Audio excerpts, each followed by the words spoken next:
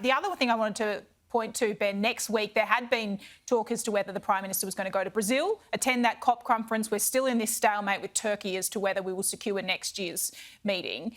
Do you think in the end it's going to be a big headache if we don't get that conference next year? There seems to be some reporting that there's some disquiet in Cabinet that they'd be kind of fine if it fell through. Yeah, it's interesting. I do think it's disappointing the Prime Minister's not going. The good news is that Turkey President Erdogan is reportedly not going, so maybe that's kind of even Stevens there and Australia can win the bid. The good news is that Josh Wilson and Chris Bowen are going, and by all accounts, Chris Bowen wants the COP. He can see the massive advantages in it for Australia, both in finance and investment dollars. I mean, it's a big trade show as well. It would be the biggest diplomatic undertaking Australia has ever had in this country. But with that comes huge opportunities for our relationships with the Pacific and putting the Pacific at the centre of this COP. It's a joint bid between Australia and the Pacific. And as I said, the finance that can flow from it for the Australian government's agenda, their future made in Australia agenda. So the reports that Cabinet is maybe not so keen on it or there are divisions is really worrying. I think if Australia doesn't land the COP bid, there's going to be huge questions asked of DFAT and whether DFAT pulled its weight in getting this COP. So we can only hope that Australia gets it, because it's going to be a massive opportunity for this country. And the Prime Minister not going is a bit of a slap in the face to Malinowskis, who really wants it.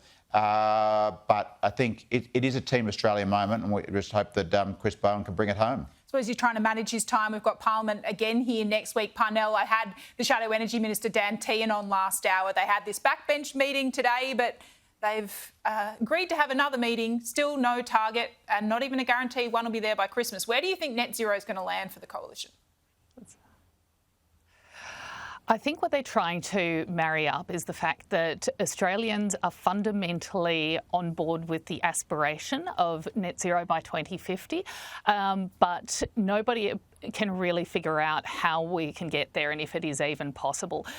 So the coalition is really trying to deal with those facts and at the same time deal with the vibe around it.